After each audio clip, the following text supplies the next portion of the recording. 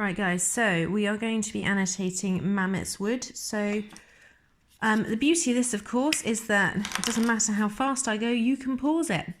So I'm going to first of all highlight the key quotes. So we have, hoping this highlighter works, the wasted young. Then we have told to walk, not run. Then we have skeletons paused mid-dance macabre. And then we have heads tilted back at an angle. Okay, so I'm going to read this to you first of all. It's a really powerful poem. I really, really like the war poetry.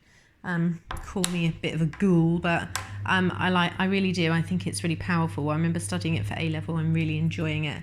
And also, thinking about those documentaries that I showed you, just knowing the background of it, knowing that all of this is real. It's not just kind of fluff, which I'm not a big fan of fluff, as I'm sure, you guys know me quite well by now.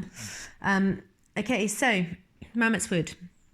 For years afterwards, the farmers found them, the wasted young, turning up under their plough blades as they tended the land back into itself. A chit of bone, the china plate of a shoulder blade, the relic of a finger, the blown and broken bird's egg of a skull, all mimic now in flint, breaking blue and white across this field where they were told to walk, not run, towards the wood and its nesting machine guns. And even now the earth stands sentinel, reaching back into itself for reminders of what happened, like a wound working a foreign body to the surface of the skin. This morning, 20 men buried in one long grave, a broken mosaic of bone linked arm in arm, their skeletons paused, mid-dance macabre, in boots that outlasted them. Their socketed heads tilted back at an angle, and their jaws, those that have them, dropped open, as if the notes they had sung have only now, with the sun earthing, slipped from their absent tongues. Okay, so the general idea of this poem is that in this field in France, where the Battle of Somme took place, there are huge amounts of bodies still under the earth, that even now, years and years and years past, when the farmers are turning over and ploughing their fields, they're finding the remnants of war. And this relates to the lasting effects of war. I like the idea of this poem almost, that the earth is trying to push out these bodies, to cleanse itself.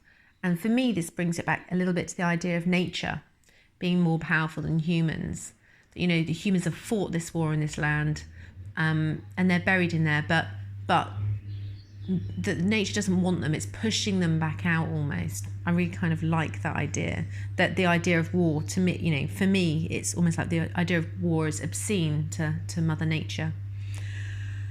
Okay, so if we make a start, you don't really need to write a lot about unless you want to copy your notes from your table onto this, which is obviously what I do. So this is my clean copy. This is my ordinary copy that I have.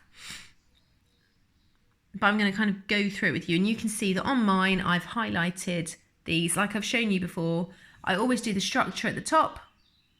I have at the bottom, that's my key to show that's what the key quotes are that I've highlighted.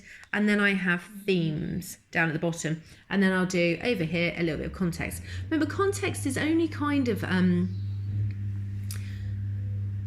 it's only important if it's actually relevant to the poem. So the fact that Owen Shears wrote it, and you can see there that he's a Welsh poet, the reason he wrote it is because a lot of the soldiers that died it was a Welsh regiment, and they had been criticised for not being kind of keen enough, for not being determined enough, almost to the point where people were saying they were slightly cowardly. But his point, as you'll see in the poem, is that they were just being sent to their death. They knew it. There was nothing they could do about it. And who really wants that? It wasn't like it was a fair fight. They were going up. They were told to walk, not run. Very powerful line. Right, okay, so if we have a little look here. For years afterwards, the farmers found them. So this obviously indicates time. Years afterwards shows the lasting, effects of war.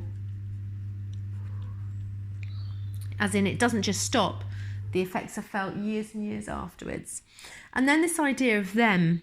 Now, this is, it's unidentified. Oh, I'm trying to do this. Oh, I can't do that. I'm trying to look through my phone and doing it. It's making my eyes go funny. For years afterwards, the farmers found them, the wasted young. Now, this obviously tells us about the poet's view, doesn't it? This adjective here of wasted. What does he mean by that, do you think? Well, there's two things here, isn't there? The wasted young, their lives are wasted. They lost their lives. And so it tells us really that he feels like it's needless loss. It needn't have happened. But also, this word here, young, it's very emotive, a little bit like Dulce Decorum Est, the idea of these young men just being sent over to their deaths, just the futility of war, the pity of it, the horror of it. But then we come back. For years afterwards, the farmers found them, the wasted young. So these are the skeletons, turning up under their plough blades. Now, I'm assuming everyone knows what a plough blade is. It's something that goes on the back of a tractor, and it churns up the earth, and the farmers plough their fields, and then they sow their seeds. So this would be a yearly thing that would be happening. So even now, after all these years, every year, so we can assume this is a regular thing, turning up under their plough blades as they tended the land back onto itself. So the farmers are looking after land. But there's also this idea here of tended. Tended means to look after. Look after, kind of care for, nurture. It's almost like, for me, that the earth has suffered because of the war. Okay, and we talked about the structure. The structure is 3-line stanzas, which are called tercets. You've written that already, but again, if you want to transfer that, like I have on mine, I've got it at the top. Tercets, okay. Now, and it could be that there's just kind of a uniformity about it. It could be, it has been suggested, that these kind of mimic the idea of a ploughed field. You have this short kind of furrow, and then you've got a gap, and then a furrow and a gap, and etc.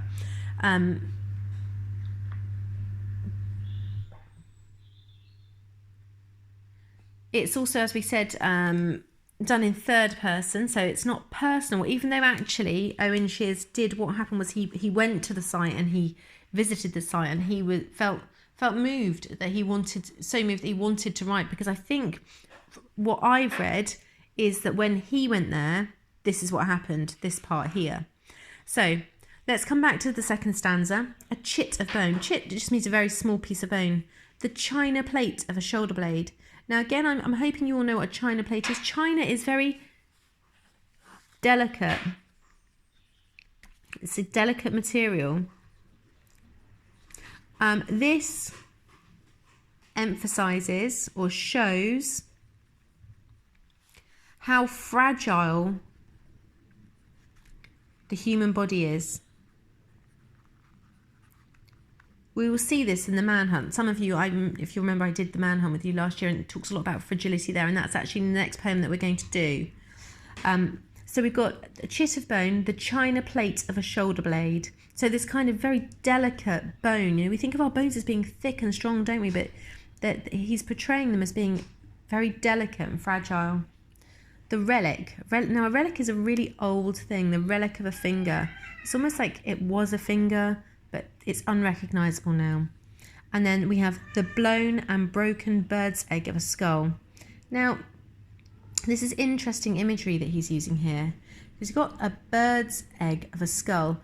What do we know about birds' eggs? They're very thin, they're very delicate again, very fragile. So all of this little stanza here is showing the fragility of the human body.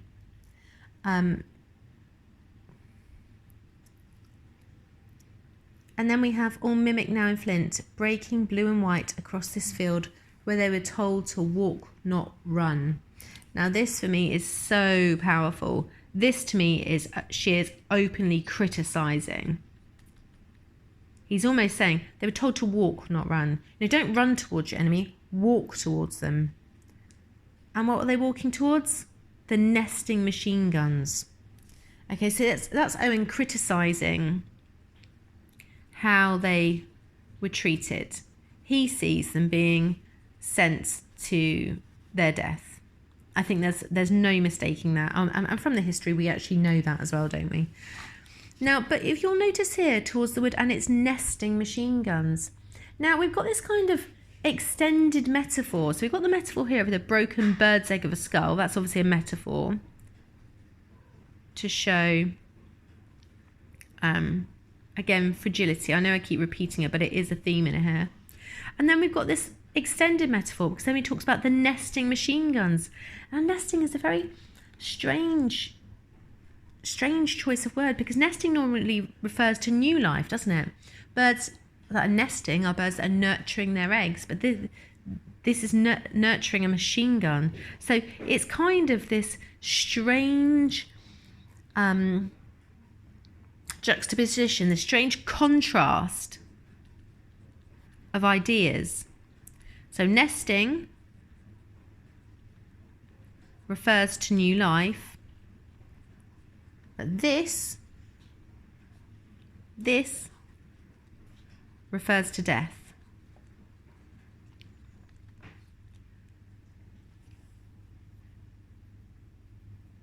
And so you have that extended metaphor, and the idea of these birds, which you associate with nature and new life, and that contrast with the terrible violence and the havoc and the chaos of guns. Then we have, and even now, so it's back to the, again, present.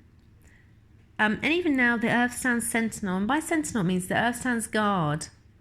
It's like the earth is on guard of the bodies, reaching back into itself for reminders of what happened, like a wound working a foreign body to the surface of the skin.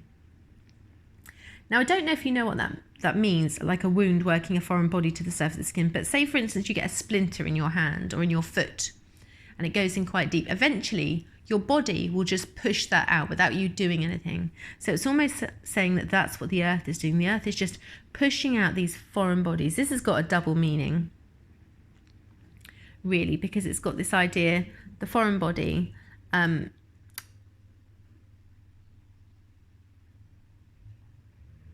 means something that shouldn't be there.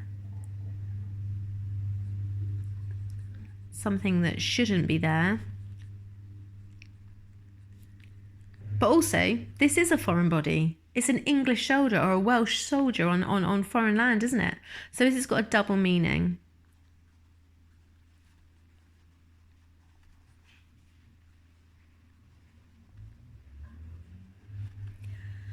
And we have, this simile here. This is a simile, isn't it? The part I just spoke to you about. Reminds us of what happened, like a wound working a foreign body. And then it comes back to the present time. This morning, 20 men buried in one long grave. So this is the present day. A broken mosaic of bone linked arm in arm. This is a strange idea. So a mosaic, again, I think you'll probably all know what a mosaic is, probably from primary school actually, where it's a picture put together by fragments. We've got some in the Andover Museum, actually, the Iron Age Museum that were discovered. And normally a broken mosaic, but of bone, again, this is an unusual metaphor. Unusual, that wasn't it, right? Unusual metaphor. Mosaics are normally beautiful. So it seems a strange choice of words. Linked arm in arm. Now this is, again, I can't help but be just overwhelmed by this imagery. What does this kind of show, being linked arm in arm? Who would you link arm in arm with? Your friends? Your comrades? This should show solidarity, standing together, being brave. These men were told to walk, not run. Come up out of your pit. The machine guns are there. Walk towards them. They knew they were going to their deaths. So what do? To give each other courage. I love that idea. To give each other courage. Their skeletons paused mid-dance macabre. Okay, so you have this idea that they're in the middle of doing, mid means in the middle of doing something, and dance macabre is a dance of death. So they're looking down into this grave and they're seeing broken bones, but what stands out is that they are linking their arms together, which shows this solidarity, this unity, this giving each other courage and bravery to walk towards machine guns. Who could say that they weren't determined? Who could say that they were cowards, given that evidence? And this is what Shears is trying to get across. But then you have this very sad imagery again. You know, their skeletons paused mid-dance macabre in boots that outlasted them. You know, how long had these poor young men had these boots? Some of them may have only been enrolled for a very short time, very similar to Dolce. But the boots probably are still intact. Their socketed heads, again, this is gruesome, powerful imagery. Gruesome and powerful. Now, by socketed heads, they mean the eye sockets. The eye sockets are obviously empty because the bodies have decayed. Tilted back at an angle, and their jaws, those that have them dropped open. So this imagery again, they're lying in this grave, arms joined, their heads back at an angle, and the jaws, those that have them, again, is just very vivid. You know, we talk about when we're doing writing, about creating a picture for your reader. This is exactly what he's doing. You know, I'm reading this and I'm picturing this, and it's really, it's shocking and it's saddening. And their jaws, those that have them, dropped open. Now, this could be just how their bodies have laid, but also creates the idea that they are in shock or surprise. No, death has come to them. And then we have the last stanza. As if the notes they had sung have only now, with this unearthing, slipped from their absent tongues. Now, this is particularly pertinent to the Welsh regiment because they were known for their singing. Welsh regiment, known for singing. So he's trying to almost, well, I think he's trying to say two things.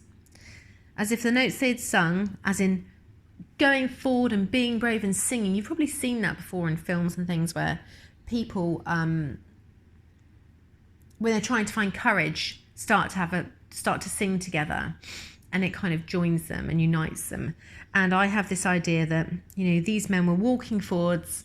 They know what's going to happen. They link arms. They start to sing. They start to sing, and they're all shot down and fall and are covered. And then he's sort of saying, Owen Shears is saying, as if the notes they had sung have only now, with this unearthing, slipped from their absent tongues. Now, I think this links back,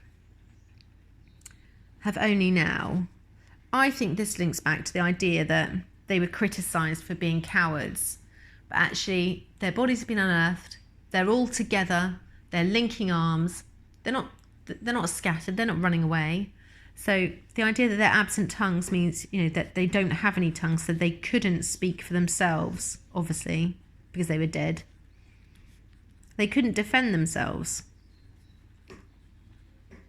against charges of being cowards, of being not determined. But now that this grave has been found, people can see that these men were going forward. They were going forward together. They were linking arms. They were brave. And that's what the message that Owen Shears wanted to get across. Again, of course, it's about the futility of war, the pointlessness of death. It's about the passage of time and how even after all this time, there are still reminders that this terrible, travesty took place, this terrible tragedy of World War I. Okay, so Tomorrow you're going to get a structure strip, and again, just answer the questions. This will probably not come up as a GCSE one, but we need to know it. We need to have studied it. The reason I'm saying that is because it was in the 2018 exam. But it's a great poem, and it'll be a good one to have as a comparison poem. Okay, right, so if anyone's got any questions, hopefully you can all see that. And, you know, I know my writing's really scraggy, don't judge. Okay, right, so tomorrow, the structure trip. Right, bye.